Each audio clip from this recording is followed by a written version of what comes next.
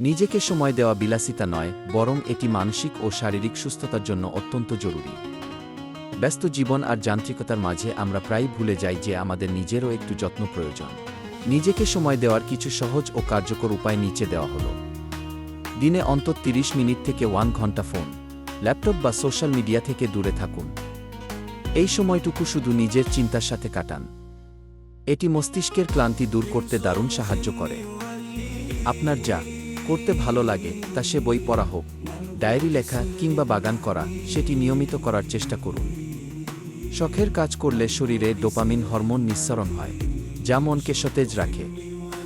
নিজের শরীরের চাহিদা বোঝার চেষ্টা করুন। সঠিক সময়ে সুষম খাবার গ্রহণ এবং পর্যাপ্ত ঘুম নিজেকে সময় দেওয়ারই একটি অংশ। প্রতিদিন অন্তত 20-30 মিনিট হাঁটাহাঁটি বা হালকা ব্যায়াম করার চেষ্টা করুন।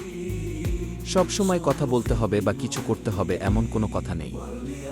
মাঝে মধ্যে 1 কাপ চা নিয়ে চুপচাপ বসে প্রকৃতি দেখা বা নিজের দীর্ঘমেয়াদী লক্ষ্যগুলো নিয়ে ভাবাও একটি চমৎকার অভ্যাস।